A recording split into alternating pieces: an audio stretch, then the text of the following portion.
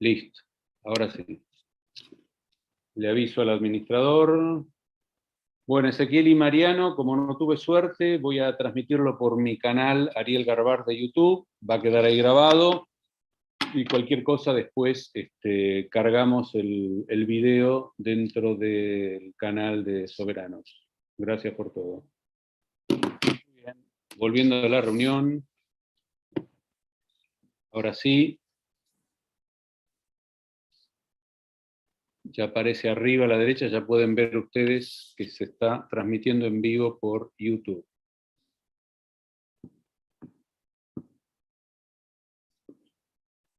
Bueno, le habíamos propuesto los coordinadores de la Comisión de Ciencia y Tecnología y Universidad de Soberanos a Enrique Martínez un título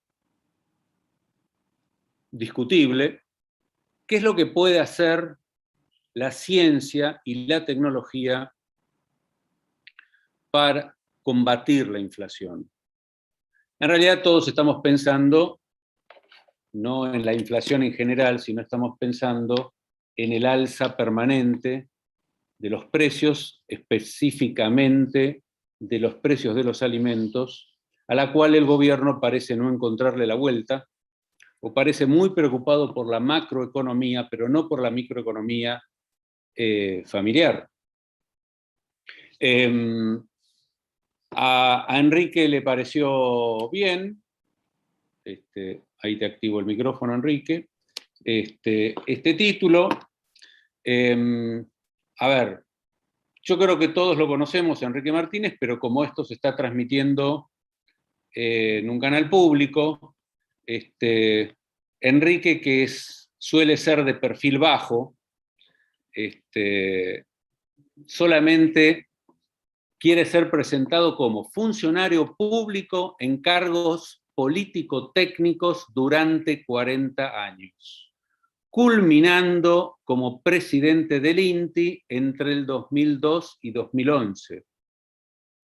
O sea, compañeros, les aclaro, durante los gobiernos de Néstor y de Cristina, sobre todo del primer gobierno de Cristina. Actualmente es el coordinador del Instituto para la Producción Popular, que es una asociación civil que busca caminos para mejorar la calidad de vida en la base social. Yo no voy a hacer una gran introducción, porque se nos han pasado 10 minutos tratando de resolver problemas técnicos. Le voy a pasar el micrófono a Enrique. Yo lo conocí hace muchos años, cuando estaba trabajando con los ingenieros Gatti y el ingeniero titular de sistemas de comunicaciones en la UTN, una materia de quinto año de ingeniería electrónica, y estuve trabajando junto con uno de los ingenieros del INTI en un programa que se llamaba de compatibilidad electromagnética. Pero he seguido la trayectoria de Enrique Martínez y me parece que es de las personas más indicadas para no explicarnos cómo combatir la inflación, sino para poner todos sus conocimientos, como cualquier ingeniero, y en particular la tecnología, para propuestas políticas que le sirvan a los pueblos, para poner la ciencia y la tecnología al servicio de los pueblos. Y en este momento, en particular, cobra mucha fuerza los emprendimientos que él ha hecho desde el Instituto de la Producción Popular y los programas, que él seguramente nos lo va a contar. Lo único que quiero decir es que estamos en un momento muy especial, porque se acaban de publicar los índices de inflación, de alrededor del 7%, en alimentos en particular, crecientes, índices crecientes, sin control para las economías populares, justamente, y un ministro de Economía que para muchos es más ministro de Finanzas que de Economía, que dice que está combatiendo a la inflación, que todos reconocen que es multicausal, pero cuando ustedes lo escuchan, solamente habla de combatirlos en el plano fiscal y en el plano de la emisión monetaria. Lo mismo que escuchamos siempre de todos los economistas neoliberales, que la inflación se controla reduciendo el déficit fiscal, que el Estado gaste lo menos posible y que emita lo menos posible, que trate de no usar la maquinita. Y ha quedado recontra demostrado que por esas vías no se frena la inflación. Y lo más sencillo que entiende don Pepe y doña Rosa, que es la remarcación de los precios, la formación de los precios, donde los empresarios lo que buscan, su objetivo fundamental es el lucro, y remarcar y poner el precio, en este caso, sobre todo los exportadores de alimentos que quieren ganar lo mismo exportando que volcando al mercado interno, quieren que los precios estén dolarizados y entonces suben. Y cuando el dólar está planchado, como ahora está planchado, incluso reduciendo, también siguen subiendo los precios. Y esto es la cuentita del almacenero, la cuentita, el famoso cuadernito que usaba Néstor, ¿se acuerda?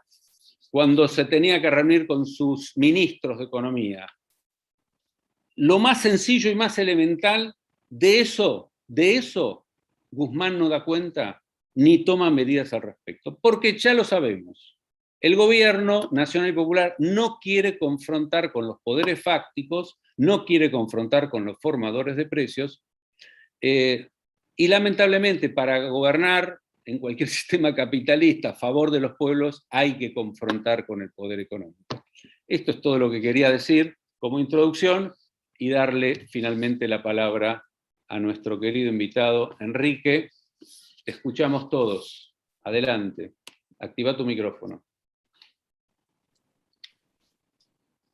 Bueno, la verdad agradezco enormemente la invitación porque es un momento de desafío intelectual y estos ámbitos son particularmente propicios para animarse a exponer absolutamente cualquier idea que se ve frenada solamente por el hecho de que los interlocutores no son lelos, son gente inteligente que intenta formarse una opinión sobre las cosas. Es decir, los ámbitos de posibilidad de debate como este no son muchos y no hay que desaprovecharlos. En particular, también tomo el desafío de respetar el título. ¿Qué puede hacer la ciencia y la técnica para reducir la inflación?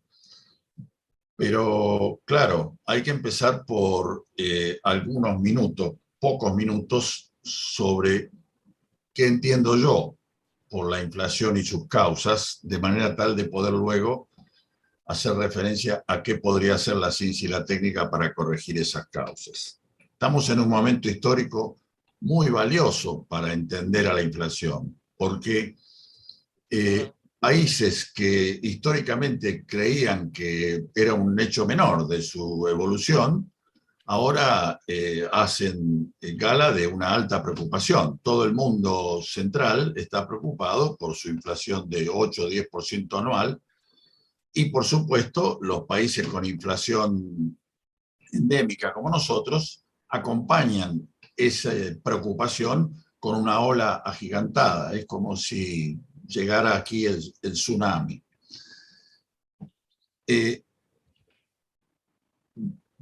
Digo que es particularmente valioso porque se puede analizar el esquema en un país como España o Estados Unidos o Inglaterra, y luego un país como la Argentina, que tiene inflación histórica y metida en la cultura ciudadana. Veamos un país que suponía que tenía controlada la inflación. Ahí podemos pensar en el manual elemental. Cuando la inflación empieza, digamos que empieza en Europa en este momento, o retomo históricamente, pero culturalmente empieza, o es de costos o es de demanda. ¿Qué quiere decir? Aparece alguna coyuntura climática, un conflicto bélico, un bloqueo, y aparecen variaciones en insumos básicos de la economía que generan variaciones de costos que provocan inflación. Esa es de manual, digamos. Si es de demanda, es porque los gobiernos admiten una presión sobre una oferta restringida de compradores que tienen demasiado poder de compra. Eso estoy hablando de la situación más elemental. Aquí nos encontramos alguna situación, estoy hablando del mundo central, alguna situación inflacionaria de costos, porque básicamente los combustibles y parte de los suministros agrícolas aumentaron, así que podría admitirse que hay alguna razón de costos, y alguna también de demanda, porque el mundo está saliendo de una pandemia que retrajo la actividad e inyectó masivamente dinero para que se recupere la actividad. Ahora, las características de esa inflación del mundo central permiten deducir algo muy importante para lo que vamos a decir después, que es que aparece aún en el mundo central un tercer componente de la inflación que está asociado a esta etapa del capitalismo de altísima concentración, que es justamente la capacidad de los formadores de precios de tomar ventaja de cualquier situación especulativa por encima de las fronteras. Originalmente se suponía que un mercado como el común europeo tenía una suerte de anticuerpos para la inflación, porque si un productor local exageraba su control sobre el mercado, como las fronteras están abiertas, aparecía competencia de otros países. Lo que se evidencia, lo que la pandemia dejó en evidencia, es que el grado de concentración a que se ha llegado es tan alto que realmente se exacerba cualquier motivo de inestabilidad social o psicológica o económica para tomar ventaja, cosa que no era propio del capitalismo. Ni siquiera en la crisis petrolera del 73 o del 79 hubo tal histeria colectiva sobre el tema de la inflación, a pesar de que en aquel entonces los combustibles se multiplicaron por 4. Y aquí, además, va quedando en evidencia a medida que pasan las semanas que ha habido una vez más un gigantesco manejo manipulador del lobby petrolero norteamericano que sobre llovido mojado, digamos, sobre una crisis que genera la guerra, aprovechó para hacer un inmenso negocio energético vendiéndole a Europa, sustituyendo combustible ruso, producción de las empresas norteamericanas a un precio mucho más elevado. Yo tuve la suerte de cruzarme con una desagregación del índice de inflación español del último mes que preparó un profesor de la Universidad Autónoma de Madrid, que tiene bastante presencia en las redes, y dice algo que los argentinos no manejamos habitualmente cuando empezamos a hablar de la culpa de la inflación importada.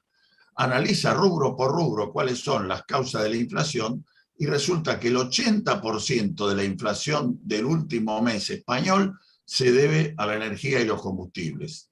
Y numerosos rubros del componente de la canasta canasta básica española han reducido su precio también.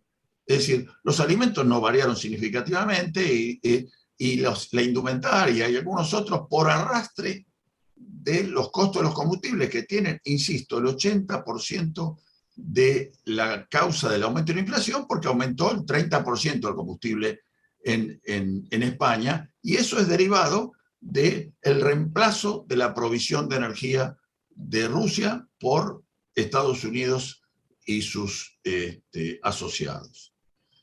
Quiero decir, no es solamente en el mundo central, aquellos que están educados y que controlan la inflación, no es solamente aumento de costos o aumento de demanda, que algún componente puede tener uno u otro. Aquí además hay efecto importante de la concentración económica que llega a un límite en el capitalismo jamás visto.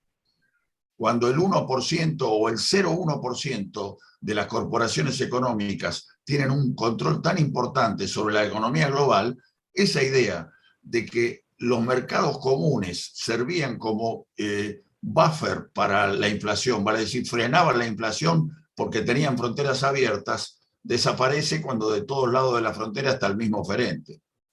Y entonces realmente se atenúa enormemente ese efecto de control mutuo de la inflación.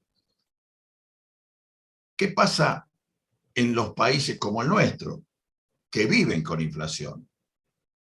A los componentes anteriores, a posibles inflaciones de costo, inflaciones de demanda, inflación de demanda mejor en la Argentina descartarlo, con un país de 40% de pobreza y con una monetización de las más bajas de las economías capitalistas, aquellos que sostienen que los problemas de inflación tienen que ver con la emisión, realmente es ignorancia o profunda, absoluta mala fe de manipular sobre los clichés que entran fácilmente en la cultura ciudadana. Es normal que personas desinformadas de la economía, de clase media o de sectores populares, digan que el problema es que el Estado gasta mucho dinero. Claro, porque nos han machacado con eso en la cabeza durante 50 años y lo siguen diciendo, a pesar de que no vale hoy más que para una pequeña fracción en Europa y para ninguna fracción en la Argentina.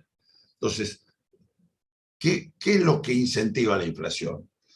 El hecho de que a la inestabilidad europea, mundial, digamos, se la exacerba y se la amplifica en la Argentina, donde los formadores de precios toman la iniciativa y toda la población se suma mansamente, imaginando que se repiten ciclos que están metidos en la cultura. Digamos, es lógico que nosotros que peinamos canas y vamos al peluquero cada 2 meses, encontremos que cada 2 meses el peluquero aumentó el corte de pelo preventivamente, digamos. Es así porque, bueno, porque es el elemento que tiene para defenderse. Y así sucede con casi cualquier servicio personal, que en definitiva termina propagando la inflación, pero con una velocidad que a veces es inimaginable. Y eso, adicionalmente, vivir con la inflación, genera los conocidos problemas con la paridad cambiaria, que a medida que la inflación es mayor, se dificulta la posibilidad de exportar en un país que tiene déficit de divisas. Entonces empieza la tensión en una economía bimonetaria sobre si hay que incentivar la devaluación o no, y eso incrementa las expectativas de inestabilidad e incrementa las maniobras financieras en un mundo cada vez más financiarizado. Vale decir, esa multicausalidad que insólitamente descubre la política en este momento, y la descubre de una manera muy curiosa, porque cualquier dirigente político dice, no, la inflación dejó de ser causa de la emisión solamente, es multicausal, lo reconoce el Fondo Monetario, con lo cual el que dice eso admite que en la base de la inflación está la emisión monetaria, y sigue jodiendo con la necesidad de reducir cualquier imputación sobre la emisión monetaria. Dicho sea de paso, para pasar al tema concreto, porque si no demoraría mucho, recordemos que las referencias de déficit fiscal decente de la Comunidad Económica Europea, desde que se creó hasta el momento, son el 3% del PBI por año. El Banco Central de la Comunidad Económica Europea considera que una economía es sana cuando tiene un déficit fiscal de 3% o menor del PBI, aún respetando esa teoría ortodoxa liberal. Sin embargo, nosotros teníamos 2,5 y nos hemos comprometido a bajarlo aún más. Bueno, esas son las incongruencias de la falta de discusión política con fuerza, con rigor, pero dejémoslo. Digo, en ese escenario donde lo multicausal es que aumentan los costos, que hay necesidad de mayores egresos para sostener a los caídos, que hay un efecto de algún efecto menor, pero mucho menor del que se sostiene políticamente de inflación importada, y que además tenemos este minué permanente de expectativa de inflación, ¿qué puede hacer la ciencia y la técnica? O los que estamos vinculados a la ciencia y la tecnología. Dediquémosle primero un minuto a qué debería ser el Estado y luego insertamos la ciencia y la tecnología en eso. ¿Qué debería hacer el Estado? Y debería mínimamente hacer tres cosas en forma inmediata. Diseñar escenarios en que la inflación de costos se limite al ámbito nacional. O sea, encontrar la manera, después lo podemos discutir, de bloquear ese vínculo entre inflación nacional e internacional. Hay que hacerlo. Después vemos cuáles son los instrumentos. A lo mejor no da el espacio de esta reunión para discutirlo, pero ese es un objetivo político central. Diseñar escenarios en que la inflación de costos se limite al ámbito nacional, si es que existe inflación de costos. Segundo, eliminar al Estado como responsable de la inflación de costos. En el gobierno macrista se imputó al gobierno macrista lo que ya sabemos, que incentivó los costos de una manera infernal, aumentando los servicios de todo tipo y devaluando permanentemente. Pero lo que estamos omitiendo es que cuando el gobierno se compromete a evitar que se vaya el dinero en moneda nacional a presionar el dólar paralelo, aumentando la tasa en pesos, está fijando con esa tasa en pesos un piso para la inflación. El gobierno viene aumentando la tasa para los depósitos pasivos sistemáticamente y no hay que ser economista matemático ni manejar econometría cuidadosa para entender que cada mes que aumentó la tasa, aumentó la inflación. Porque la referencia mínima está bien. En las mesas de dinero, ese aumento de tasa evitará que se vaya al dólar, en las mesas de dinero. Pero en el empresario pyme que tiene que tomar dinero, o en el peluquero, vuelvo al peluquero, realmente tiene sentido que el peluquero aumente más que la tasa de depósito para que el manguito que tenga no lo ponga en el banco. Y así funciona la economía. Toda la economía se disemina teniendo como piso de referencia ese 43% anual que acumulado es 55, casualmente justo, igual que la inflación proyectada que hoy paga un banco por un depósito a cualquier cristiano. O sea que, reitero, dos de las tres cosas que quería decir que tiene que hacer el Estado. Diseñar escenarios en que la inflación de costos se limite al ámbito nacional. Segundo, eliminarse como actor de inflación. O sea, controlar no solo las tarifas, sino manejar la relación dólar, peso, moneda nacional a través de un mecanismo distinto de la tasa bancaria, que también podemos discutir lo cual es, pero que no es lo que se acordó con el Fondo Monetario. Tal vez el error de las cosas que se acordaron con el Fondo Monetario, lo más perjudicial de todo es esta idea de que la tasa debe ser positiva. Es insólito que un burócrata que está acostumbrado a tasas de 2% anual, como las que hay en Estados Unidos, venga acá y nos proponga pasar de tasa del 38 al 41, del 41 al 44, como si fuera nada más que una cuestión de términos relativos, cuando no es absolutamente no comparable un país donde la tasa bancaria es el 2% y otro país donde la tasa es el 44%. ¿Cómo vamos a bajar la inflación con esa tasa? Y el tercer factor es, y este es muy importante para la participación del ámbito de ciencia y tecnología, es ayudar a sumar actores que limiten los poderes concentrados o hegemónicos. Esas tres acciones políticas, eliminar al Estado como agente inflacionario, eliminar el efecto de la inflación importada y promover el ingreso de actores desconcentrantes, son cosas que hay que hacer. Más cosas, pero como ejes estratégicos, son cosas fundamentales. Ahora, ¿qué puede hacer el ámbito de ciencia y técnica? Puede hacer muchas cosas, puede hacer muchas cosas. Pero me gustaría detenerme un minuto en lo primero que tiene que hacer, porque siempre pensamos en la ciencia y la tecnología insólitamente como aportantes de tecnologías duras, y nos olvidamos que el ámbito científico argentino tiene muchos componentes de ciencias sociales.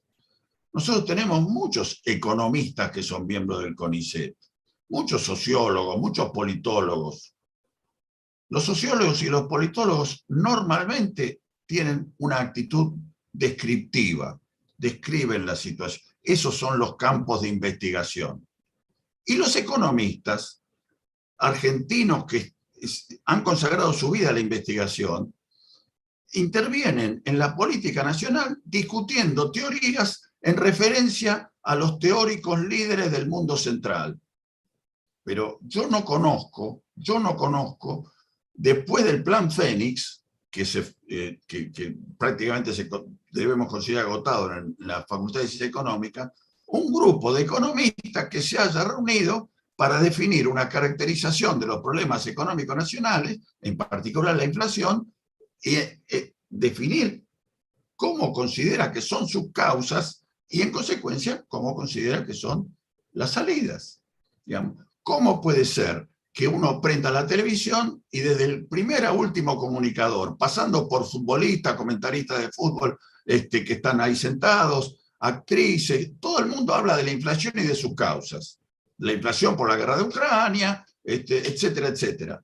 Pero, y cuando aparecen economistas que suman comentarios marginales neoliberales, accidentes instrumentales, pero no aparece, como estamos reclamando, un científico que diga, mire, yo vengo porque hemos pensado 20 tipos que somos miembros del CONICET hace 20 años y entendemos que la verdadera razón de la inflación en la Argentina no es las estupideces que dice Martínez, pero es tal cosa. Y lo aclaramos y escribimos 20 páginas y fundamentamos acabadamente. ¿Para qué está un científico en el CONICET si no es para definir qué le pasa a la Argentina en lugar de incursionar en detalles de la economía matemática? Bueno, esa es mi primera propuesta, un tanto airada, digamos así. Pero vayamos a propuestas más cercanas a lo que Ariel esperaba que yo dijera. Para nada aislada, muy pertinente, Enrique. Nada aislada. Pareció que era necesario dejarlo escrito o dejarlo totalmente, dicho. Totalmente. Pero después viene, efectivamente, hay posibilidades de hacer cosas en el campo, no solo de las ciencias duras, sino una buena combinación de ciencias duras y blandas. Déjenme decirle como apostilla que el mejor aporte a una política más progresista en Estados Unidos, aunque no haya tenido éxito a nivel de los ámbitos ejecutivos, pero sí a nivel de los ámbitos teóricos, lo han generado en los últimos 20 años una profesión que en la Argentina no existe, que es el sociólogo economista o el sociólogo industrial o sociólogo productivo. Gente que han estudiado las cadenas de valor productivas y el poder al interior de las cadenas de valor. Cómo se distribuye el poder y cómo segmentos se aprovechan del valor agregado por otros y cómo de esa manera distorsionan la productividad y distorsionan el bienestar generado por esa cadena de valor. Bueno, eso necesita, evidentemente, conocimientos de ciencias sociales profundos y también necesita poder sumergirse en la cadena y cuando se habla de la agricultura, no confundir la planta de maíz con la planta de sorgo, digamos. Es decir, evidentemente hay que hacer equipos que conozcan de qué están hablando en términos sociales y en términos productivos. Esos equipos deberían hacer por lo menos alguna de las cosas que voy a mencionar como líneas, porque no quiero realmente aburrirlos. Primero, si decimos diseñar escenarios en que la inflación de costos se limite al ámbito nacional, la gente que está en el ámbito de ciencia y técnica puede ayudar a pensar cómo se integran las cadenas de valor hacia la tierra. Fíjense que estamos en una situación absolutamente paradojal y hasta grosera. Estamos discutiendo cómo desconectar, según alguien dice, la economía nacional, perdón, la producción de alimentos nacional de la internacional, modificando las retenciones, pero las retenciones de productos que son materia prima de los alimentos. Nosotros no comemos semillas de trigo o semillas de maíz o harina de soja. Las usamos para producir alimentos que sí después consumimos. Modificando las retenciones de la exportación de trigo o de maíz y de harina de soja, generamos perturbaciones muy fuertes al interior de la cadena de valor, pero no están estudiadas.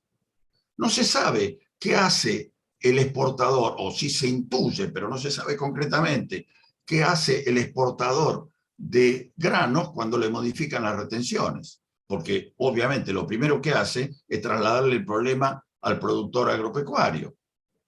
Y el productor agropecuario no solo pierde rentabilidad, sino que modifica sus hábitos de trabajo. Pierde rentabilidad, en muchos casos se desalienta, entrega la tierra a un pool de siembra, se convierte en un rentista. Podría estar hablando un largo rato, porque realmente, discúlpenme, pero creo conocer muy a fondo este sector. Y realmente cuando digo que hay que integrar hacia la tierra cadenas de valor alimenticia, me gustaría que algún ámbito de ciencia y técnica, por supuesto, en primer término el INTA, pero también ámbitos de otros organismos de ciencia y técnica, hiciera algo elemental, que es, nosotros tenemos problemas con la harina. ¿Por qué? Porque los molinos harineros compran trigo que en realidad tiene como opción venderle al molino harinero o exportar, y en consecuencia se le cobra el precio internacional. ¿Cómo se hace para que ese molino harinero siembre su propio trigo y produzca trigo a un costo menor que el que está comprando y ese costo lo traslade a la harina? ¿Cómo se consigue una política de ese tipo? Eso es política social y organización social básica. Bueno, eso sucede en cualquier país del mundo que tiene superficie agropecuaria importante, donde la producción por contrato tiene más vigencia que la producción para llevar el producto a la bolsa de cereales. Acá las producciones por contrato son prácticamente nulas, en buena medida por causa de la inflación, pero también en buena medida porque los gobiernos sucesivos no han sido capaces de articular un mecanismo para poner a los molinos que nunca exportaron un grano de trigo o nunca exportaron una bolsa de harina a favor de un mecanismo de reducción de la inflación. Y eso vale para cualquier otro producto. Llevar a la tierra es el origen de todo valor agregado de cualquier alimento. Llevar a una cadena de valor a vincularse con la tierra y de allí vincularse con las necesidades sociales es la solución para el problema inflacionario de cualquier alimento. Pero hay que darle recursos, financiación, tecnología, contención política a los actores, que son muchos miles, que podrían estar inmersos en esa gran modificación estratégica para la Argentina. Simultáneamente a vincular el productor del bien que en definitiva se va a la mesa, sea la harina o sea la leche, con la tierra, hay que repensar las tecnologías de dimensión pequeña y mediana. Quiero referirme como anécdota a algunas cosas que indican la falta de claridad con que nos vinculamos con lo pequeño y con lo social. Hay un tema que circuló mucho en los últimos meses de un desarrollo del IPAF, del INTA, de pasteurización de leche en pequeña escala para tambos que producen hasta 200 litros de leche por día. Es un trabajo muy enjundioso, muy laborioso. Yo tuve la suerte de ser consultado por los técnicos del INTA sobre lo que estaban haciendo cuando estaban a mitad de camino. Y consiste básicamente en una innovación, que es que el productor llena sachet por sachet y lo pasteuriza antes de cerrarlo, digamos. Pasteuriza la leche dentro del sachet a baja temperatura. Ese es el aporte tecnológico interesante que pone al alcance, con poca maquinaria, de un pequeño tambo, pasteurizar leche y poder venderla. Ahora, la pregunta que a continuación se hace, y aumentó la productividad del tambero, ¿puede ganar más plata con eso? Bueno, cuando uno hace el análisis profundo, resulta que para llenar sachet por sachet de leche, el tambero tiene que hacer trabajar toda la familia y estar todo el día aplicado, a la mañana a sacar la leche y a la tarde a llenar los sachets y pasteurizarlos, y en definitiva consigue un aumento de ingreso tan absolutamente modesto que no explica demasiado. Es decir, me parece que es una gratificación por conseguir la independencia del tambero frente a la dependencia con las industrias, pero en plata no gana demasiado con eso. Es más, no puede ganarlo manteniendo ese sistema porque no es escalable. Digamos, insisto, imaginen ustedes poner a una persona a llenar sachet por sachet de leche. Digo, ¿cómo pasan estas cosas? ¿Es un error eso? Y sí, es un error. Es un error porque es poner la sensibilidad social en primer término, preocuparse por el tambero, pero no preocuparse por su productividad. La palabra productividad, la palabra eficiencia, tiene que formar parte activa de las modificaciones que nosotros hagamos en la industria pequeña y mediana. La Argentina está repleta de iniciativas pequeñas y medianas de baja productividad, con que pueden mejorar su productividad enormemente y con eso escalar su producción de manera significativa, convirtiéndose en una real alternativa a la industria concentrada. Pero no tiene apoyo tecnológico. Es famosa la anécdota, es famosa porque ya la he contado 2 millones de veces, la anécdota del INTI 2002, cuando asumimos el INTI en pleno drama social con 25% de subocupación y desocupación, y los técnicos del INTI se veían perturbados y preocupados porque venía gente a que les enseñaran a hacer buenos chorizos. Y la gente venía, en fin, sin guardapolvo, con la mano sucia, había que enseñarle todos los principios para hacer buenos chorizos. Y los tecnólogos del INTI decían, no estamos para eso, no es nuestra función enseñar a hacer chorizo. Entonces, la pregunta que resolvió de alguna manera la necesidad de no construir una brecha allí fue, bueno, pero ¿esta gente hace algo bien? Además de escribirse el guardapolvo y tener la mano sucia, ¿hace algo bien? Y la verdad que atan los chorizos mejor que nadie. Y bueno, entonces hacen algo bien. Enseñarle a no escribir el guardapolvo, a lavarse la mano y aprender de él cómo se atan los chorizos. Y ponerle la fórmula del chorizo adecuada y entonces va a montar el chorizo de calidad. Eso pasó en el 2004. En el 2010 había un grupo del INTI que tomó la bandera, se fue a la Puna, convocado por la gente de la Puna, y discutió con varias comunidades puneñas cómo aprovechar la carne de llama, incluso haciendo una encuesta interna adentro de la comunidad, que era lo mejor, porque habían sido capaces de desarrollar hamburguesa, embutidos de todo tipo, y eligieron una hamburguesa y algún corte especial para aprovechar la carne de llama. Vinieron a Buenos Aires, probaron en los laboratorios. Es decir, en 6 años, la actitud frente al sujeto a desarrollar, en alguna gente por lo menos, había cambiado sustancialmente. Quiero decir, si ese cambio no se da, nosotros vamos a seguir viendo en las exposiciones del INTA, que son muy aleccionadoras, es muy bueno ir a las exposiciones periódicas, no solo del INTA, sino las agropecuarias que hay periódicamente, donde el INTA siempre tiene un stand.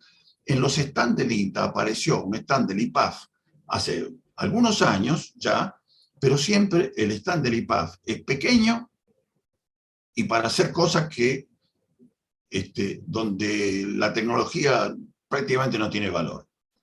Es decir, para hacer un gallinero casero, para hacer la siembra de semilla como la haría cualquiera de ustedes que alguna vez sembró una semilla. Termino con una anécdota más. En Japón, ustedes saben que hay mucha gente que cultiva hortalizas en parcelas pequeñas, cuarto de hectárea, menos, décimo de hectárea. Hay muchos agricultores pequeños de parcelas agrícolas, parcelas hortícolas en Japón. Y en Japón, y en todo el mundo, la tarea del trasplante es un garrón, porque uno puede hacer una bandeja con los plantines, pero después para trasplantar tiene que agacharse a la tierra en el surco y trasplantar planta por planta. Y eso no está al alcance más que de gente que no haya llegado a cierta edad. Definitivamente hace años que ya dejó de estar a mi alcance. ¿Qué hicieron los japoneses? Hay una empresa japonesa que diseñó una forma de hacer la bandeja del plantín tal que luego cuando hay que trasplantarlo, se pone un pequeño objeto en la punta para tirar de la bandeja que tiene una formación de nido de abeja y el hombre se limita con un palito a tirar a lo largo del surco y siembra toda la bandeja sin agacharse. Esa empresa exporta el papel especial y el diseño nido de abeja a todo el mundo desarrollado. Yo me preocupé y tomé contacto con la empresa. Dije, bueno, ¿dónde puedo comprar eso acá? Me contestaron, mire, en Argentina en ningún lugar. Es el único país con desarrollo agropecuario que nunca nos pidió esta innovación. Y eso culturalmente dice mucho. Dice mucho. Nosotros, en realidad, ¿qué pensamos del trasplante? Que lo tiene que hacer la comunidad boliviana. Y la comunidad boliviana está absolutamente interesada en hacerlo porque es un ascenso en su calidad, en su horizonte de vida. Toda la verdura que se hace en la Argentina tiene un componente altísimo de comunidad boliviana o alguna comunidad del noroeste que históricamente ha hecho siempre eso y nunca salió de allí. Bueno, los japoneses no tienen boliviano. Diseñaron la línea con el nido de abeja y eso es tecnología, ¿o cómo se llama? No, yo no lo llamaría otra cosa más que una hermosísima innovación que a los japoneses que lo venden, incluso les genera varios millones de dólares vendiéndolo a los ingleses, a los norteamericanos que tienen la misma poca gana de agacharse para trasplantar una lechuga que tenemos nosotros. Como eso, hay numerosos casos. Para la red artesanal, para generar redes artesanales de lana, para lavar lana en pequeña escala, en fin, podría mencionar varias asignaturas pendientes de desarrollo tecnológico que potenciarían la producción de buena parte del territorio argentino. 2 o 3 cosas más. Hay que potenciar una red de servicios personales técnicos de alcance nacional. En la Argentina hay 1000 centros de formación profesional aproximadamente, sin vinculación interna. Y entonces cada uno puede estudiar de plomero o de electricista o de manicura en 20.000 lugares en la Argentina. Ahora, después que terminó, le dan un papelito y le dicen arreglate. Sos manicura, buscá la mano, la buscá vos. Y me promocionan porque estudié. No, ¿cómo te voy a promocionar? Arreglate en el mercado, buscá. Y entonces el que estudió sale a competir con el que no estudió, pero tiene cancha, tiene más calles, tiene históricamente, o heredó el trabajo del padre y así. Es decir, sistematizar la formación profesional y armar una red de servicios técnicos, lugar por lugar, donde cada pueblo tenga un centro de referencia de servicios técnicos personales, que además estén vinculados en red, y donde un pueblo que no tenga un soldador de acero inoxidable puede averiguar dónde está el pueblo que sí lo tiene, y además puede encontrar la manera de desarrollar ese soldador a futuro. Son caminos absolutamente elementales que también forman parte de la ciencia y la tecnología, solo que serán parte activa de la ciencia y la tecnología cuando respetemos esas necesidades, cuando aprendamos a respetarlas. Otra asignatura pendiente es estandarizar la vivienda popular. Nosotros tenemos en cada facultad de arquitectura de la Argentina un docente que hace 20 años que propone un modo piola de construir una vivienda.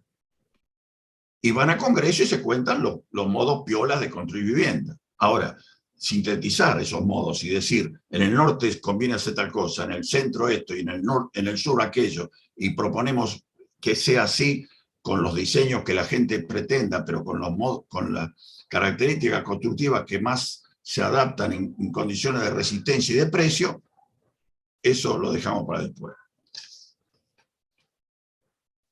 Finalmente, como propuesta, el tema de los alimentos que mencionó Ariel y que es cierto, que es absolutamente crucial. Nosotros tenemos una debilidad enorme en la producción y la distribución de alimentos. Es decir, en las grandes ciudades, lamentablemente, en los comercios de proximidad nos ofrecen alimentos que pasaron antes de llegar a ese comercio de proximidad por 2 y 3 y 4 manos, con lo cual cada mano generó su renta particular y desde el productor al consumidor a veces el precio se multiplica 7 u 8 veces.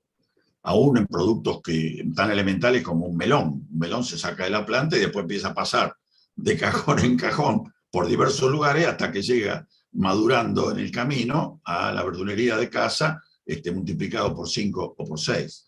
Bueno, la construcción de redes comunitarias para vincular la producción con la distribución es una necesidad que no debe ser un esquema competitivo de las organizaciones con vocación social. Debe ser un esquema que tenga fundamento técnico y, si se quiere, y la palabra lo valoriza, también científico. En apenas más de una década, Mercado Libre se convirtió en la empresa más grande de la Argentina. ¿Por qué? Porque usó a su favor advertir la importancia que tenía una plataforma de comercialización donde cada uno pone la basura que quiere poner o el buen producto que quiere poner, todo mezclado y sumado.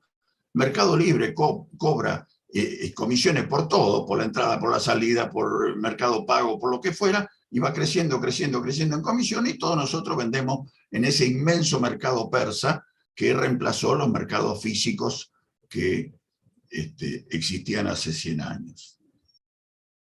Ahora, ¿por qué no hemos sabido aprovechar la plataforma, el concepto, con un bien más virtuoso, con un objetivo más virtuoso que simplemente darle plata al señor Galperín?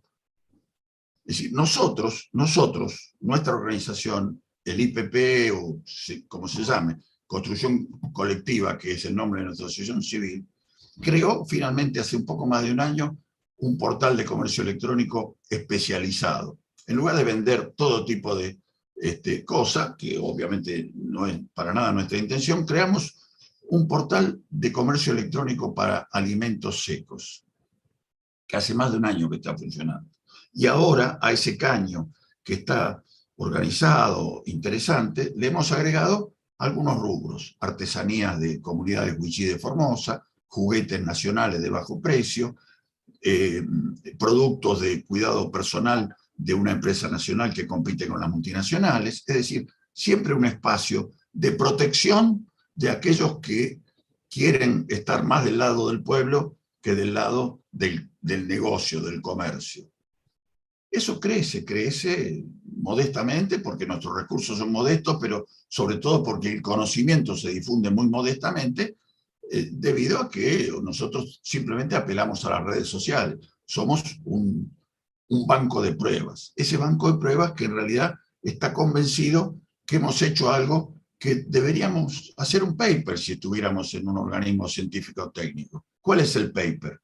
cómo se usa un instrumento que Mercado Libre usó de manera perversa en beneficio de la sociedad. Eso está al alcance de gente más formada que nosotros, e incluso, por supuesto, con mucho más poder político que nosotros. Nosotros podríamos tener sistemas de distribución en red en la Argentina, no solo de alimentos, sino también de bienes tan básicos y necesarios como la indumentaria, que también pasa por numerosas manos hasta llegar al consumidor.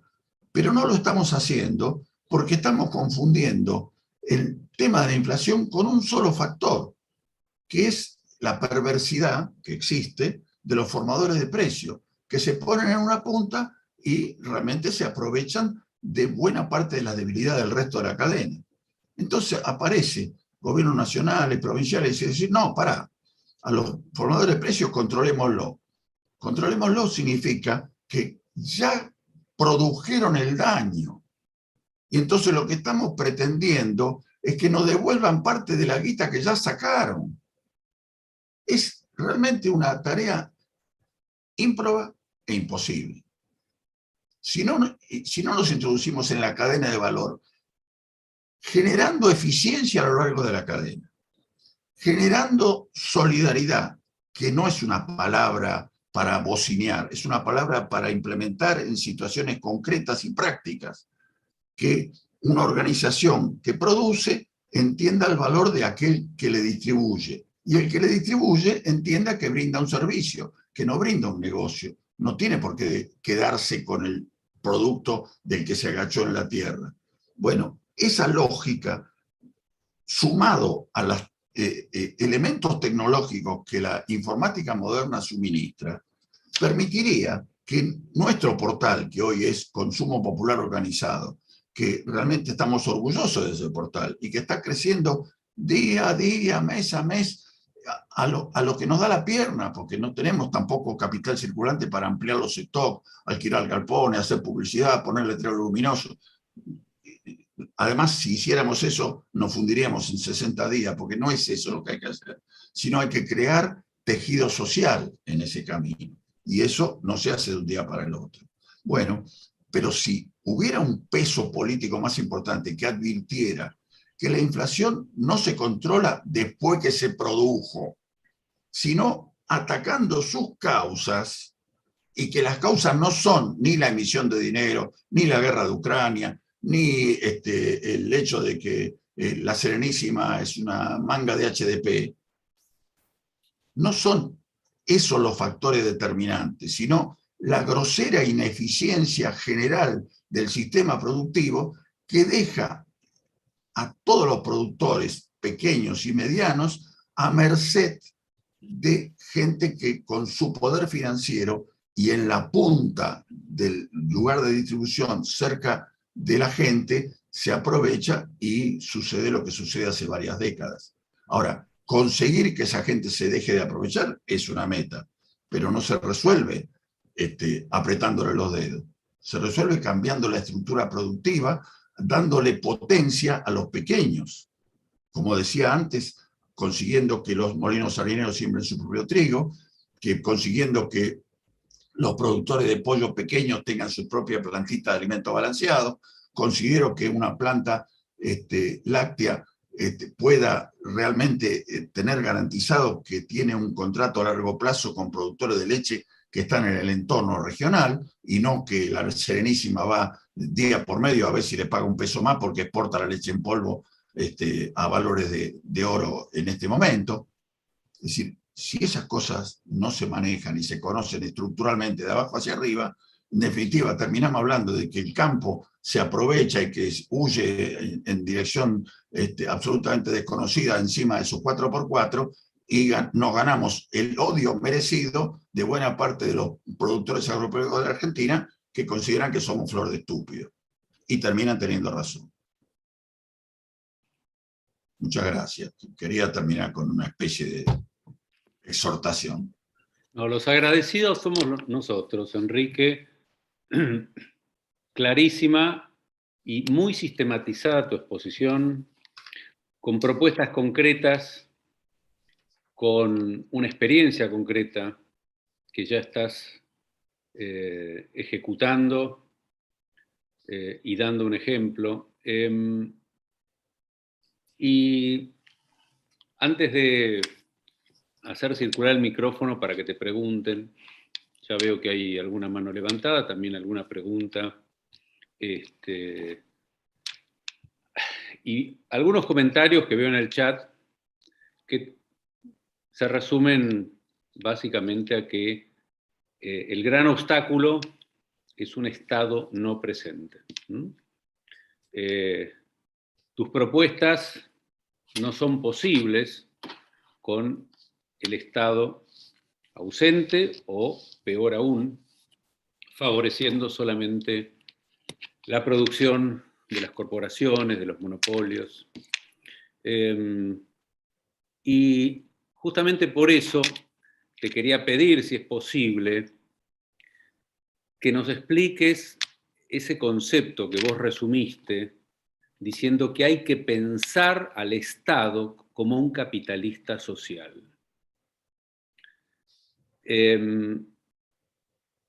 Y si ves que con este gobierno hay posibilidades concretas de interpelarlo y de que escuche. El tema de escuchar es uno de los factores que provocó el surgimiento de esta fuerza de soberanos, de muchos compañeros y compañeras que no se sentían escuchados dentro del Frente de Todos, y que reclamaban otro rol para el Estado, y que el gobierno no lo estaba cumpliendo, más allá de entrar en el incumplimiento o no del mandato popular, etcétera, sino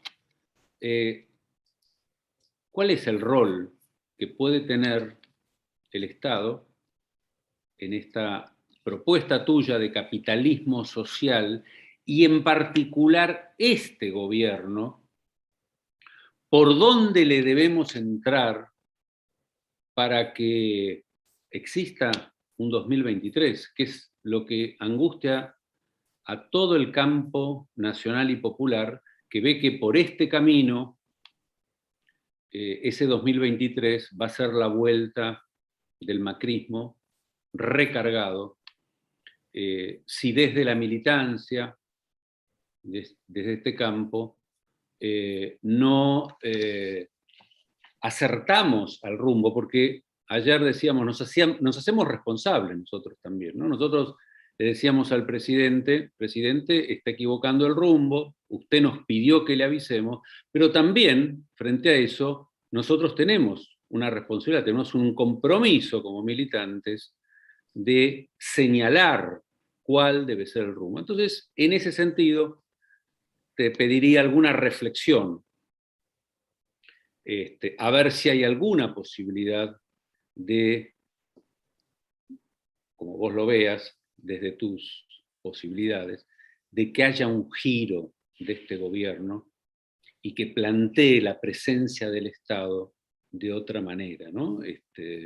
Y no con las clásicas fórmulas del capitalismo que ya estamos acostumbrados y que vos las has descrito cuando empezaste tu exposición hablándonos de la inflación. Entendí. Yo creo que para un país con la historia inflacionaria que tiene la Argentina, no hay que ser banal ni soberbio y suponer que la inflación se puede reducir abruptamente en poco tiempo. Se consiguió en circunstancias excepcionales un par de veces en la historia reciente argentina, después de la crisis del 52 y con el plan Helvar, pero con un gobierno como el segundo gobierno de Perón, que tenía todo el poder imaginable, y con un gobierno como el del 74, que cuando Helvar gobernó en una situación de, como diría, de incertidumbre social, que cuando vio una propuesta seria, y que provenía de un componente empresario importante, se prendió enormemente con el fracaso posterior, pero en todo caso parecía una tabla de salvación. Esa situación no está en este momento.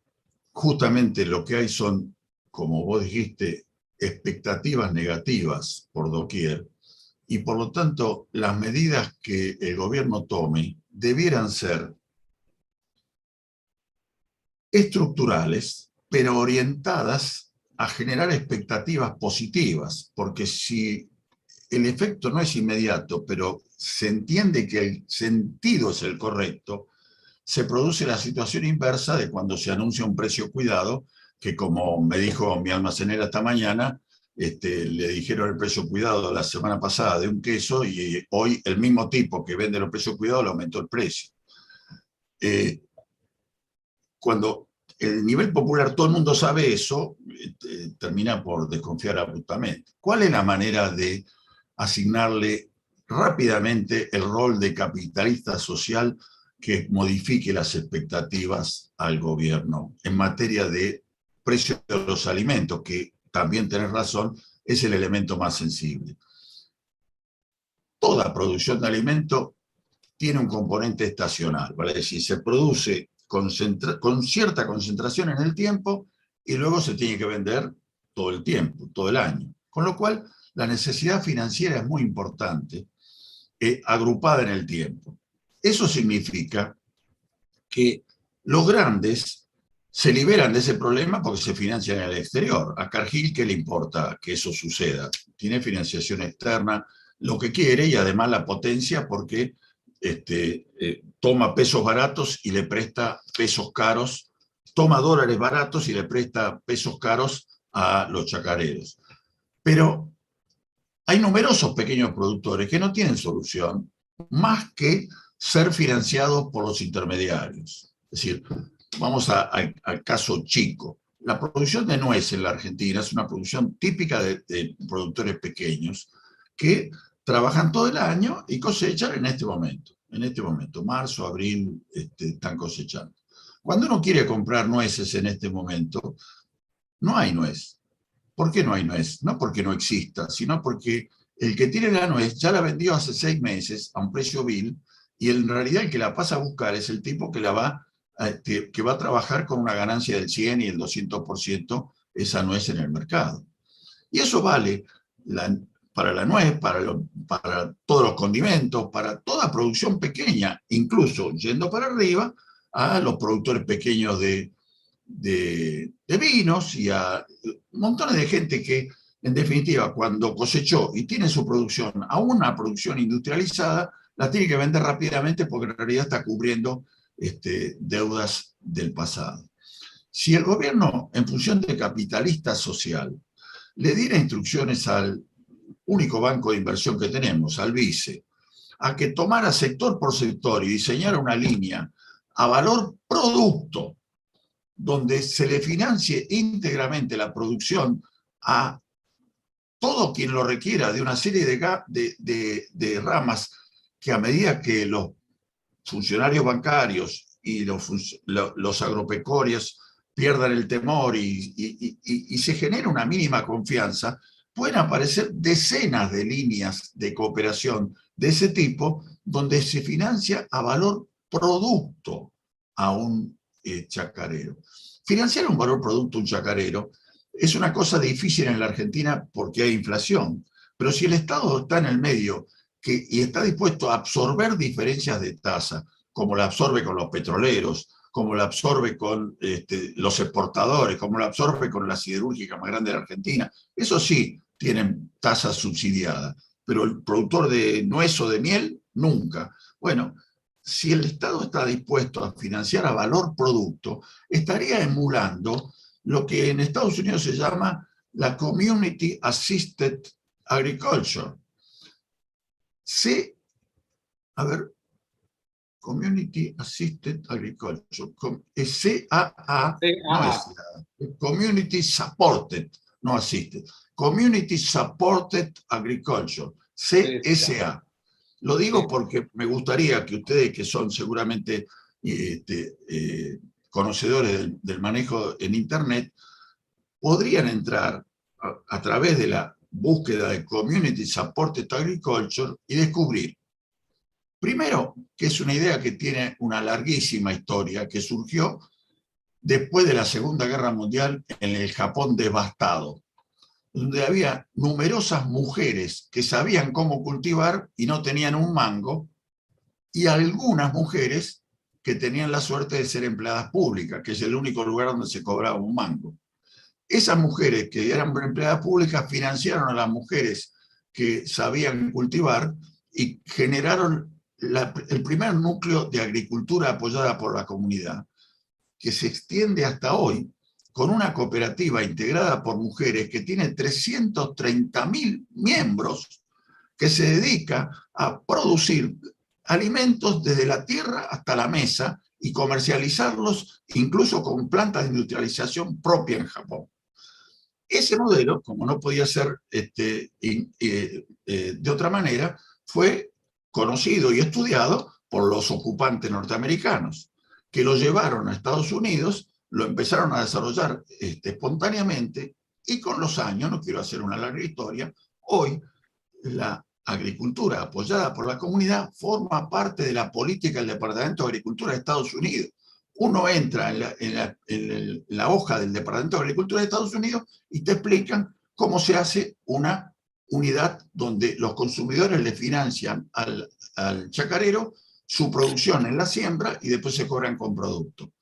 Y te dan el manual y te dan los contratos que hay que firmar para que uno no joda al otro. Y entras por supuesto, saltando el océano a la hoja del Ministerio de Agricultura inglés, y otra vez, con a lo mejor más prolijidad estética, porque los británicos son muy cuidadosos en eso, aparece el manual de cómo hacer una unidad de agricultura apoyada por la comunidad. Nosotros venimos bregando por eso hace años, en discursos diversos con personas diversas, y el saldo es notorio. No nos dieron absolutamente ni 5 de pelota, digamos. Y me parece que eso tiene que ver con una tradición política que supone que primero hay que acceder al poder y después ejercer el poder de una manera verticalista, y la participación no forma parte del manual básico de la política. Y en ese caso, ¿para qué preocuparse por hacer cosas desde el llano si en realidad lo que hay que preocuparse es por juntar los votos después que ganemos y después hagamos? Con lo cual, cuando juntamos los votos, ganamos, y resulta que no sabemos qué carajo hacer con el cargo. Eso es bastante habitual. Tal cual. Contesté tu pregunta. Largo, pero la contesté. Muchas gracias. Bueno, ahora sí, vamos por orden. Primero levantó la mano Héctor Hugo Thompson. Tu pregunta, por favor. A ver, reactivar nuevamente el micrófono. Sí. Buenas tardes, muchas gracias por esta reunión, y muchas gracias a Enrique por todo lo que ha aportado. Yo lo conozco desde hace mucho tiempo y sé de su lucha. Yo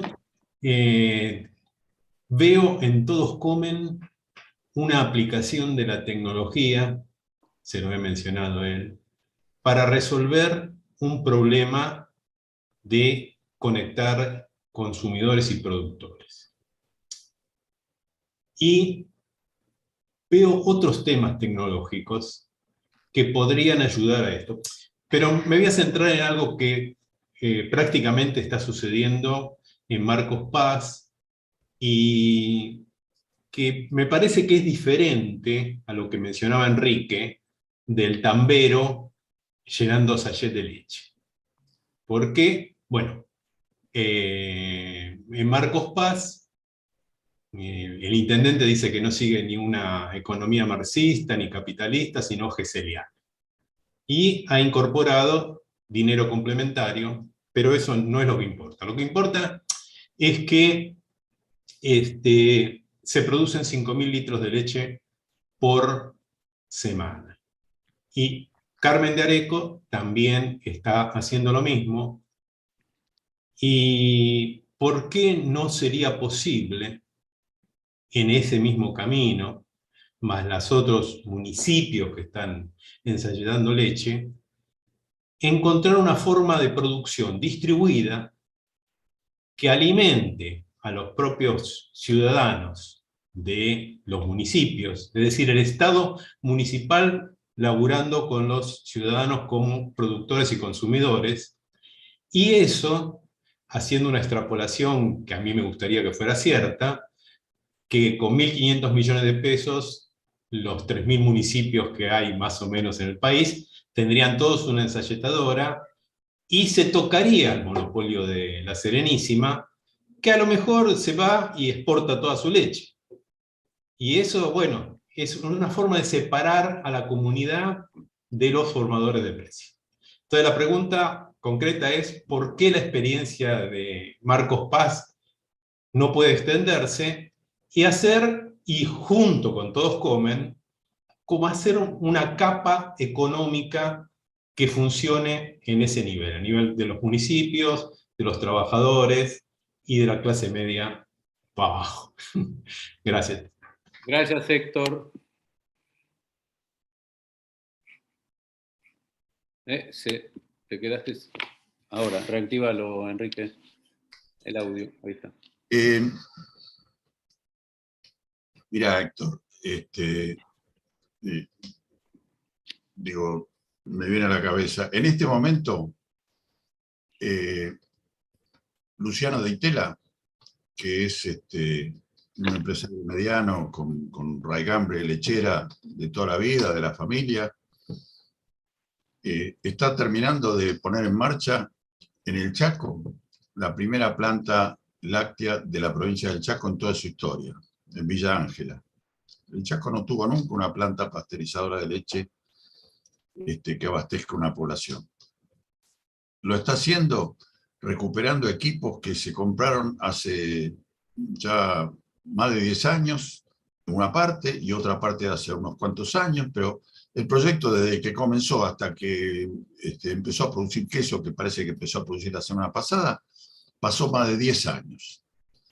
¿Qué necesitó ese proyecto? Necesitó un ejecutor, necesitó a alguien que, apoyado en un poder político mínimo, en este caso el gobernador de la provincia, que dicho sea de paso, antes no le dio pelota, ahora sí se la da, empujó al emprendedor a que hiciera, y este hombre, en base a simplemente voluntad militante, fue allá y puso una planta. Si eso se repitiera en todo el país, tu lógica es absolutamente, como te diría, de cajón, digamos, cierra perfectamente. Ahora, yo tengo en mis décadas de trabajo en el Estado anécdotas mucho más abundantes de proyectos interrumpidos por incapacidad de los actores locales y nacionales que proyectos terminados. Me parece que nosotros tenemos no tenemos suficiente claridad de la magnitud del problema. Me refiero en los sectores sociales que lo podemos resolver. Porque la magnitud del problema de una persona que no come lo tiene clarísimo. Ahora, los que lo pueden ayudar a resolver, no terminamos de entender que la Argentina tiene un enorme potencial desaprovechado y que hay que ponerse a laburar, no a escribir papers que demuestren que como frenó en algún momento la planta esta que se está por inaugurar en el Chaco, una discusión donde se decía, pero ¿cómo? Si en Villa Ángela no hay vacas, ¿cómo van a poner una planta? Y no hay vaca porque no hay planta, se dijo desde el INTI. ¿Cómo? Pero y no puede ser, primero tiene que estar la vaca y ¿para qué queremos la vaca? ¿Dónde vamos a llevar la leche si no hay planta? Digamos, discutir con un pelotudo es la cosa más insostenible que puede generarse en la política. Y se repite una y otra vez. Héctor, es así. Bueno, hay que tener tenacidad. Buena respuesta, Enrique. Sigue, a ver, Juan, creo, ¿no? Sí, Juan. Activa tu micrófono, Juan, y haz tu pregunta. Estás habilitado, tenés que hacer clic en el micrófono.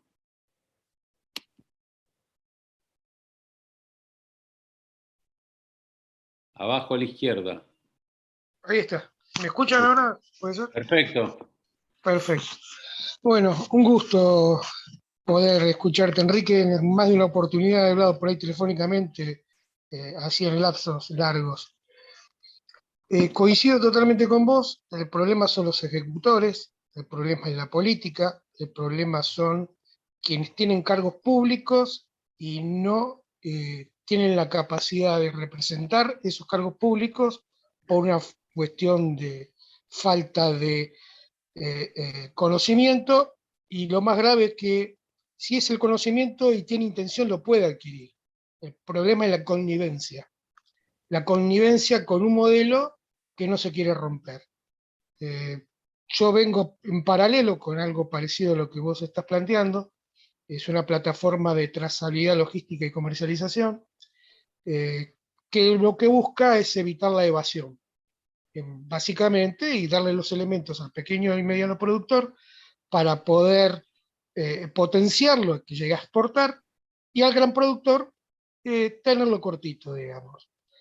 Hablé con el presidente, me iba a dar una reunión, después de 4 mails me contestó que no tenía agenda, me derivó al Ministerio de Ciencia y Tecnología, el Ministerio de Ciencia y Tecnología me dijo que no era su tema, me derivó al Ministerio de Agricultura, el Ministerio de Agricultura me derivaron a un asesor desde el mes de diciembre del año pasado.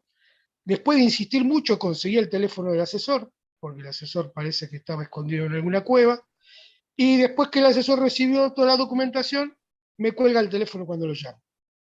Ese es el resultado de alguien que le quiere brindar una herramienta, que es una herramienta que la CONAE la analizó, que Ben me apoyó durante 4 meses trabajando, porque está cruzada con imágenes satelitales, que la han analizado economistas, uno de ellos ha sido José Batella, que Pablo Chena, y que todos dicen que es el camino más indicado.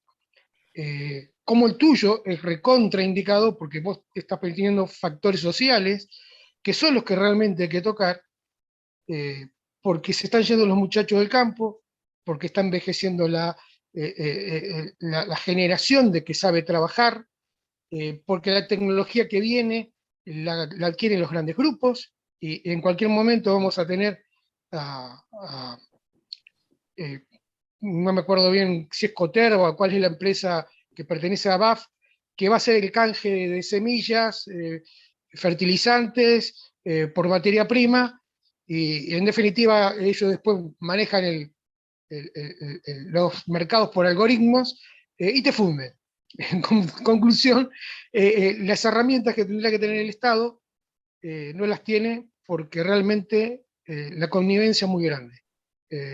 Hay muchos kioscos adentro, esos kioscos son kioscos de poder, y nosotros somos Sancho Panza y Don Quijote tratando de luchar contra ese molino de viento.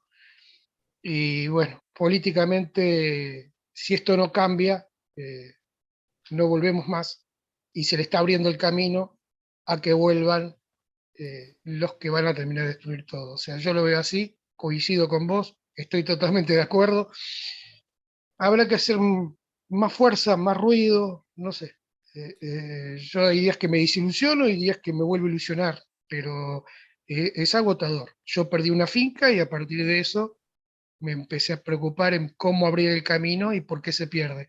Hay 20.000 hectáreas en el sur de Mendoza abandonadas, se siguen fundiendo, es un sistema anacrónico que nos está chupando la vida a todos. Un paquete de acelga que tendría que venderse a 35 pesos en una verdulería, hoy está a 100. Algo falla. Falla Pero porque es como estás planteando vos.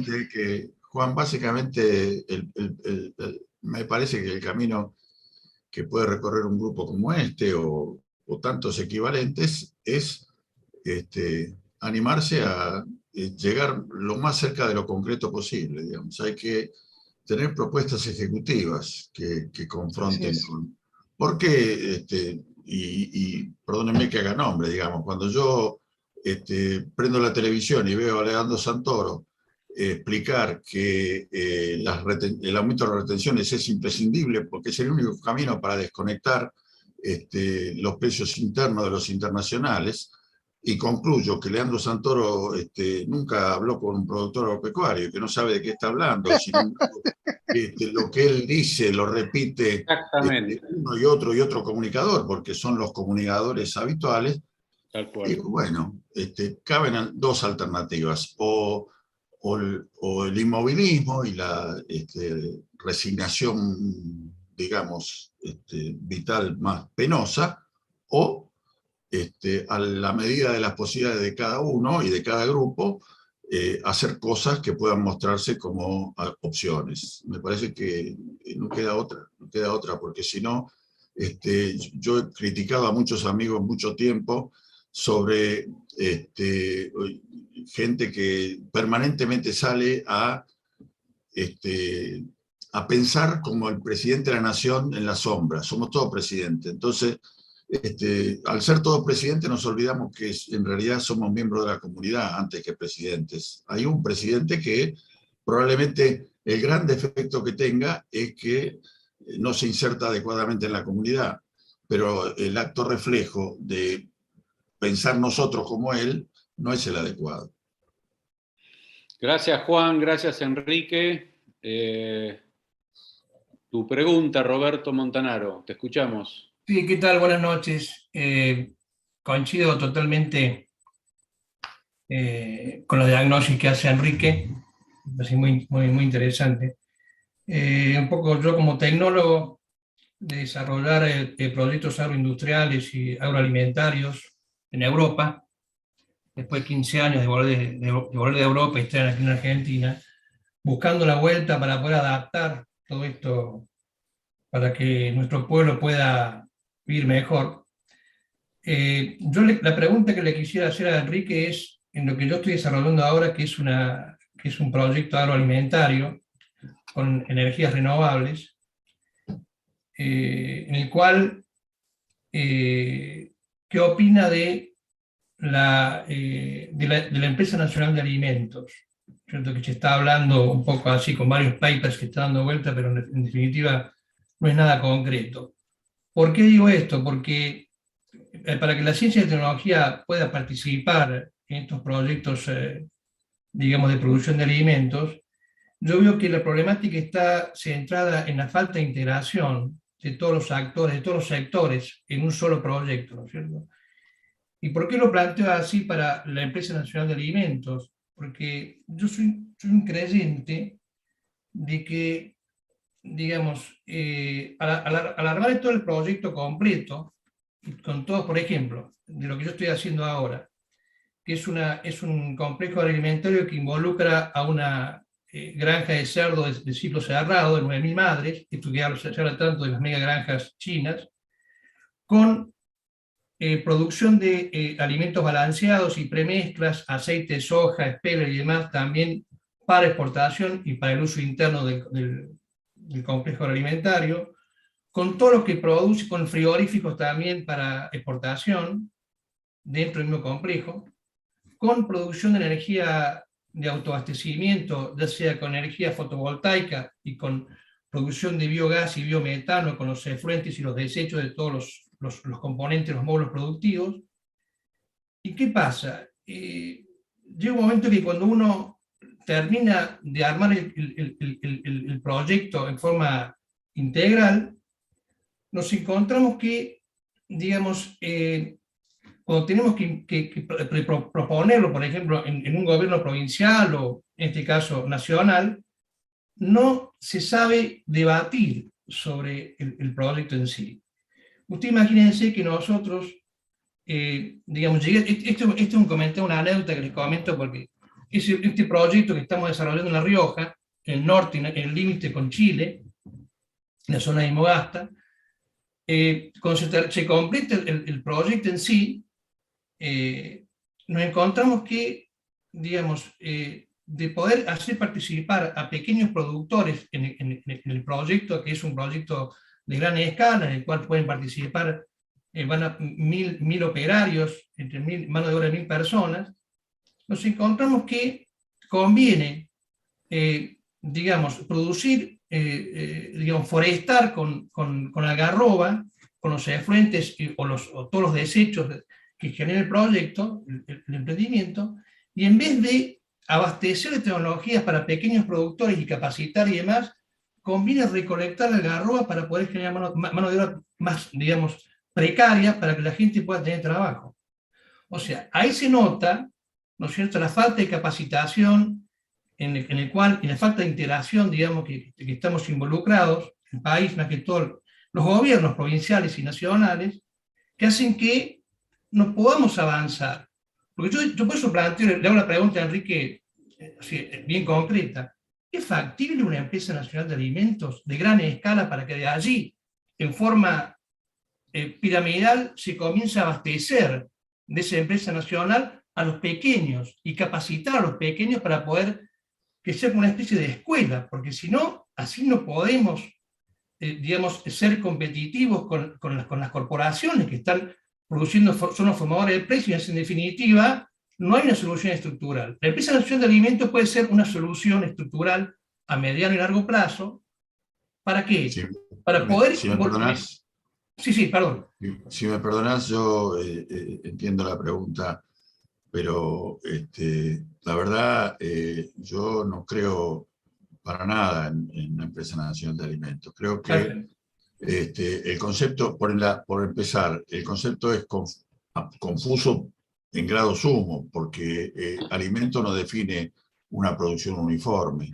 Hay 200 cadenas productivas distintas, nada que ver la yerba con la carne y así sucesivamente. Es decir, en todo caso, si se quiso decir cuando se proponía una empresa nacional de comercialización de alimentos, bueno, qué sé yo, algo podría ser, pero en realidad, francamente, yo estoy convencido que esas cosas se construyen de abajo hacia arriba. Yo creo que el país está saturado de propuestas verticalistas. Aparece un secretario de Comercio Interior y dice: yo me voy a llevar puesto a las corporaciones, y por supuesto se lo llevan puesto a él.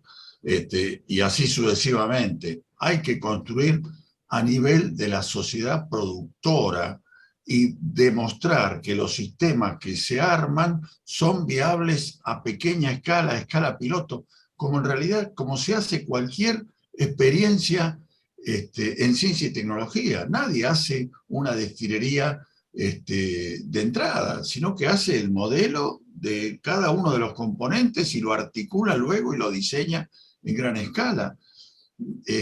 Una empresa de alimentos es un sistema. En realidad lo que necesitamos es un sistema de producción de alimentos construido desde la base hacia la pirámide y no a la inversa. ¿Sabes por qué te digo esto, Enrique? Perdón, porque yo creo que a través de la construcción, la ejecución de una empresa de gran escala nacional, de allí sería una especie de escuela para que los pequeños productores, pequeñas empresas, pequeños empresarios puedan aprender, porque hay una falta total de conocimiento de la tecnología actual que existe en el mundo. Yo lo veo desde ese punto de vista. Hay mucho talento en Argentina. Pero, sí, pero hay mecanismos de capacitación que no implican construir de arriba hacia abajo.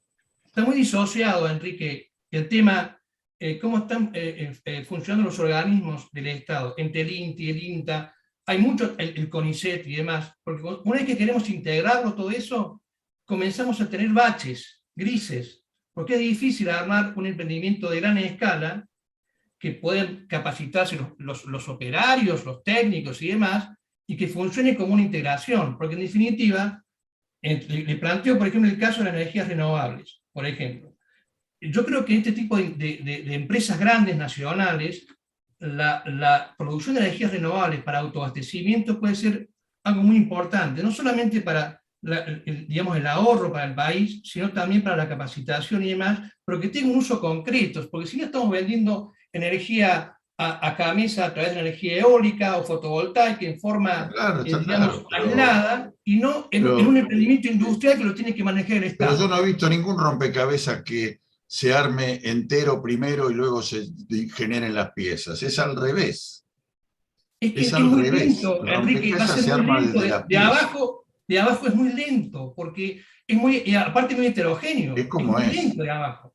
En cambio de arriba, ya con una estructura ya ampliada, ya comienza con la capacitación. Es como si fuese una escuela de producción.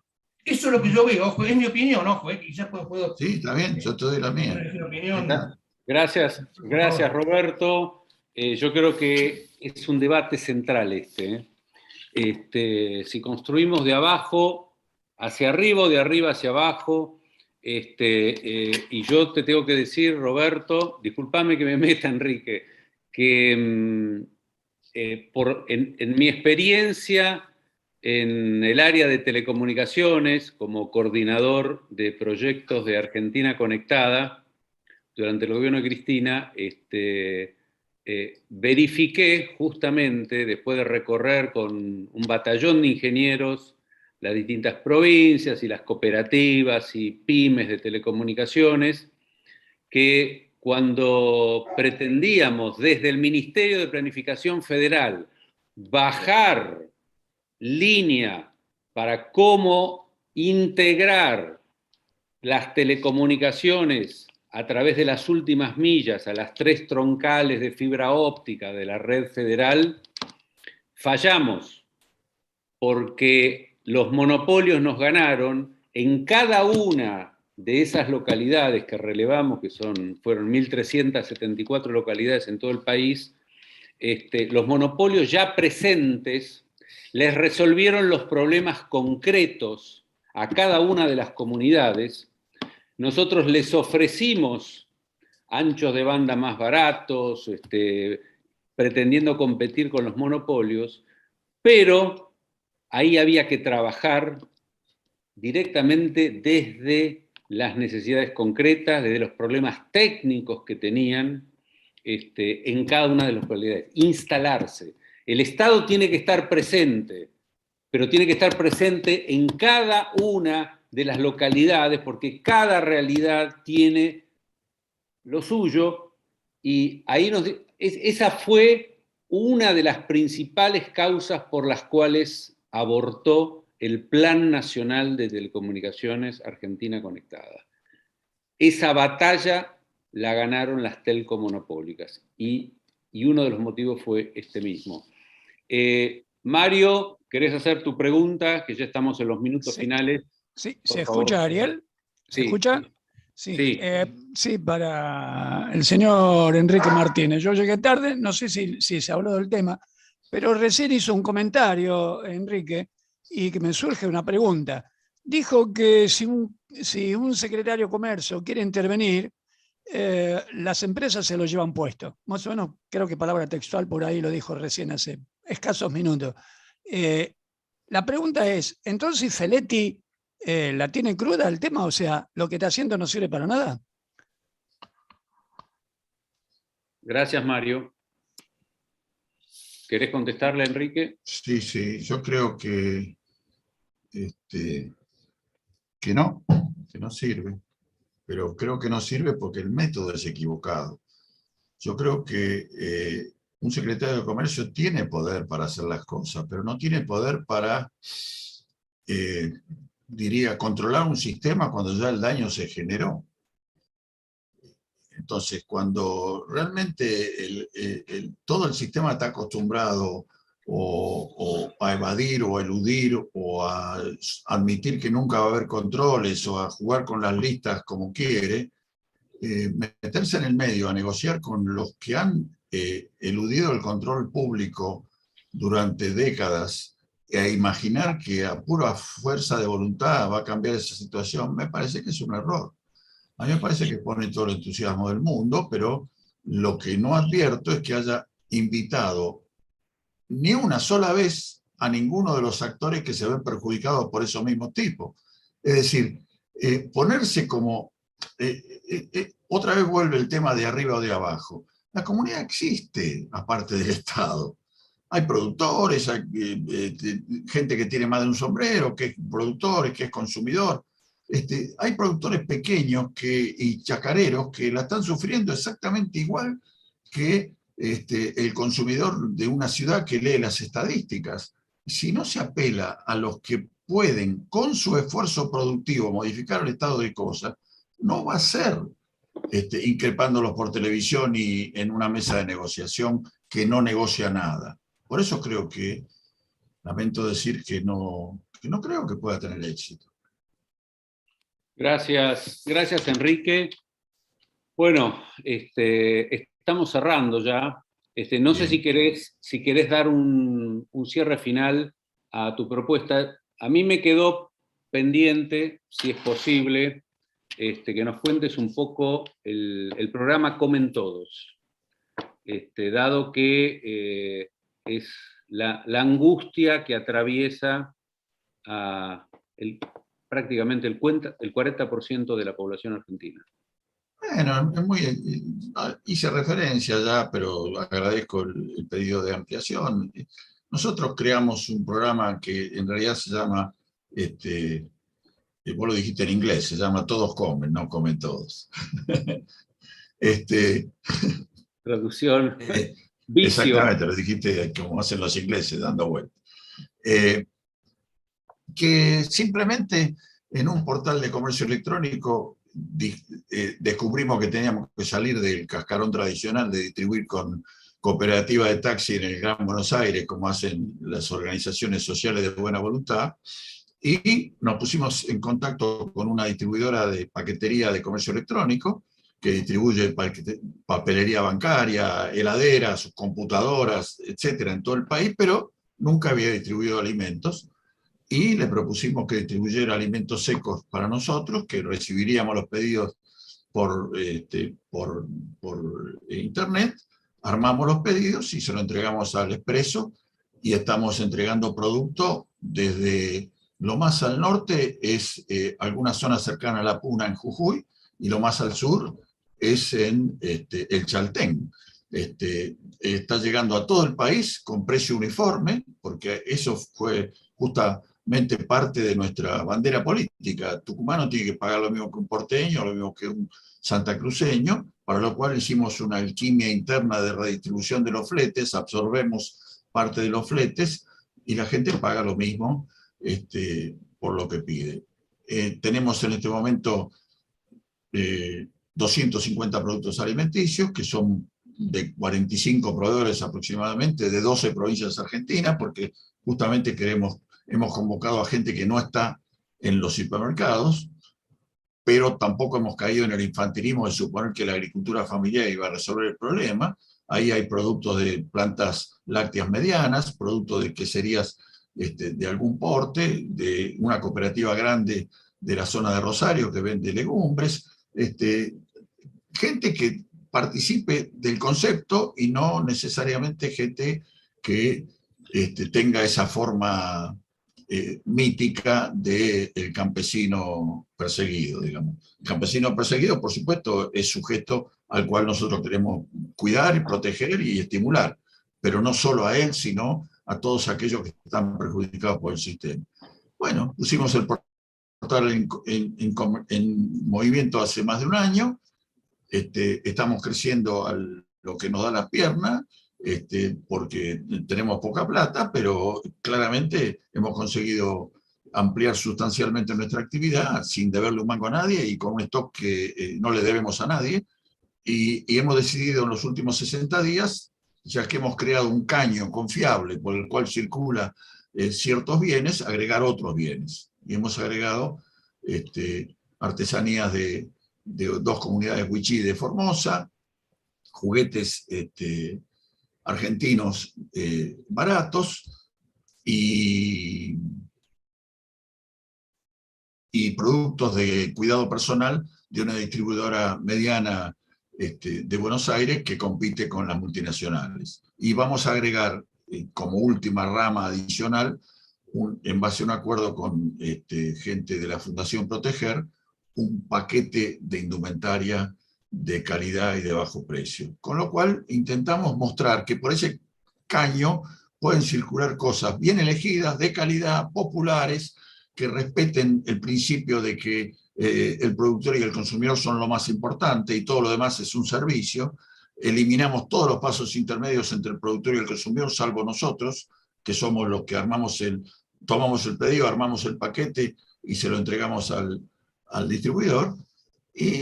Y no sé si nos irá bien o no, nos haremos famosos, pasaremos en Wikipedia, pero la verdad que nos divertimos y somos felices con esto. Creemos que estamos brindando un servicio social y político interesante y que nos gustaría que alguien lo tomara. Hasta ahora hemos recibido auspicio de la Secretaría de Desarrollo de Tucumán y de un par de municipios, y ahí estamos. No estamos buscando auspicio, estamos buscando gente que conozca el portal y que entienda que ahí hay una red horizontal valiosa a fortalecer.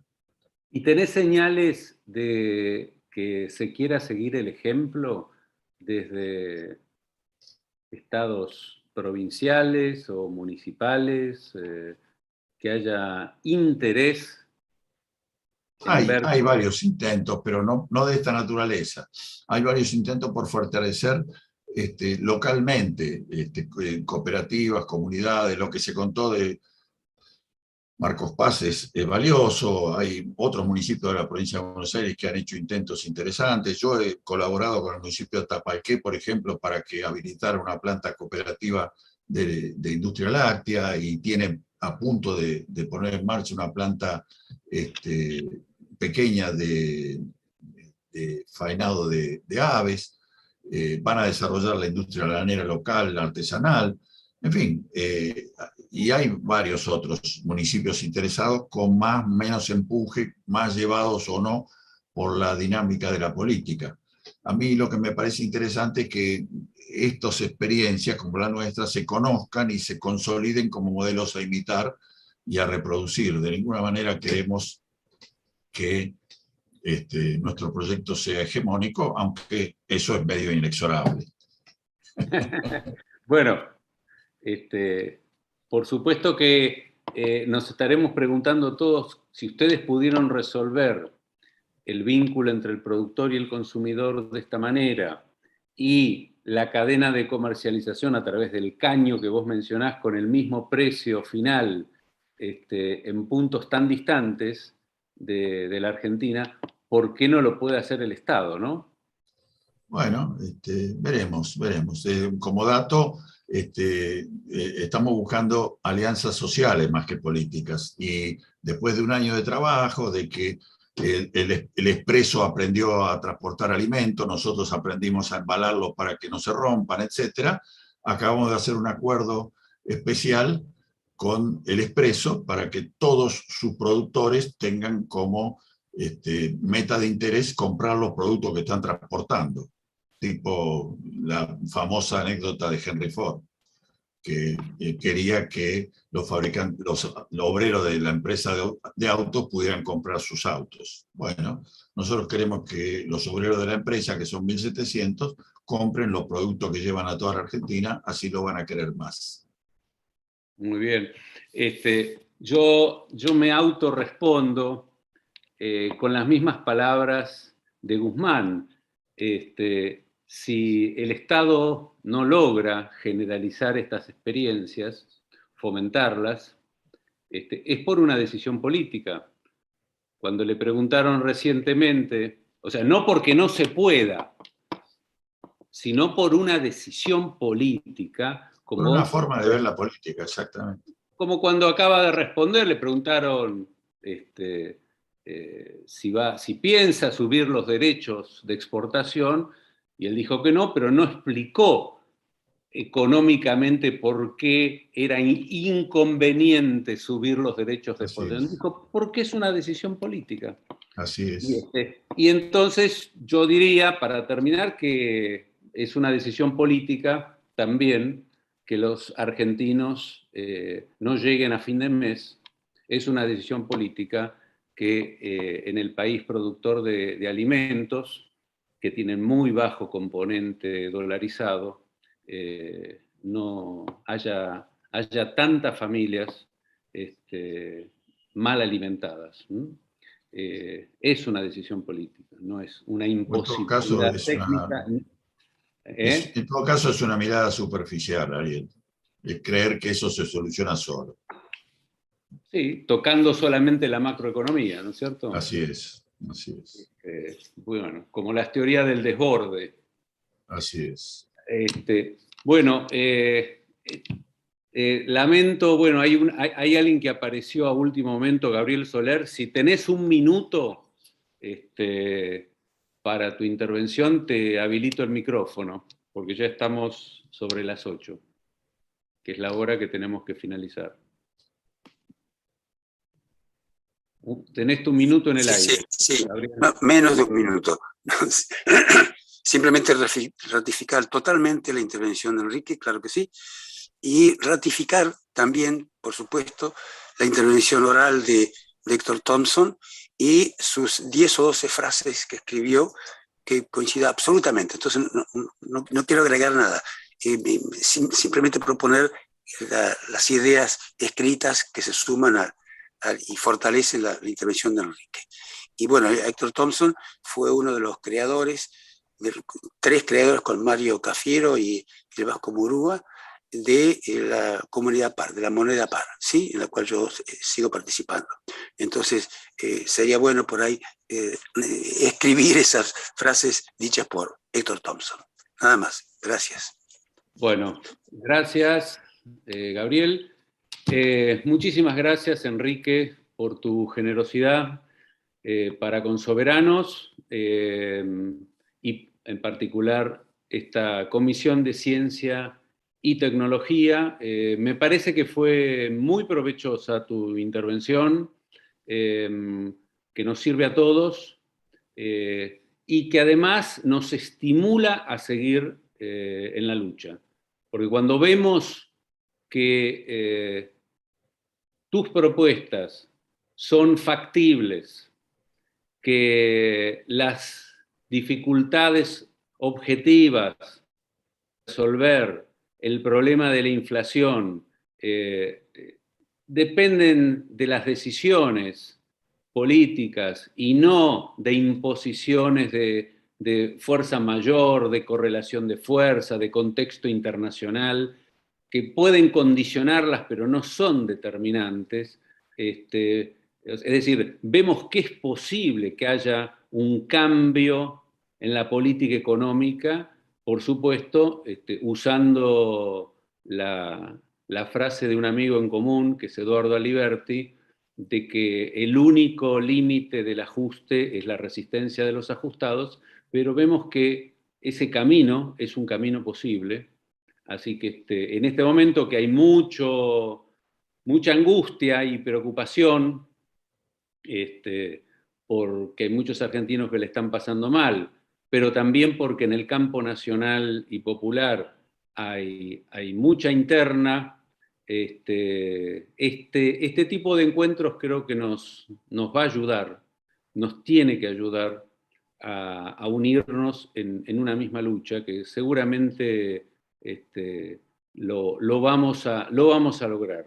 Yo en ese sentido soy optimista y los hechos que vos nombraste, la experiencia concreta del Instituto para la Producción Popular, nos está mostrando también, nos señala que no son solo declaraciones políticas, intenciones, proyectos, sino que hay soluciones para nuestro pueblo. Hay soluciones para frenar la inflación y la ciencia y la tecnología ayudan a eso, pueden ayudar a eso. Habilito los micrófonos para que todos se puedan despedir de Enrique y agradecerle que haya estado hoy con nosotros. Gracias a todos. Muchas gracias, Enrique. Gracias, Enrique. Gracias, Enrique. Muy Gracias. valioso. Un placer. Grande. Gracias, Enrique. Hasta la próxima. Muchas gracias. Enrique, ¿puede decir el nombre de La página. la página? en el chat está, hay gente que lo transcribió, pero Yo ya lo para decirlo encontré en la cortito web. es cpo.org.ar. Yo ya lo estoy compartiendo en las redes. Ah, perfecto. Gracias, Gracias, que anden bien. Gracias, buenas noches. Elizabeth. Hasta pronto. Vaya, Chao, como chao. estos, Enrique. Adiós, Besos adiós. para todos. Excelente.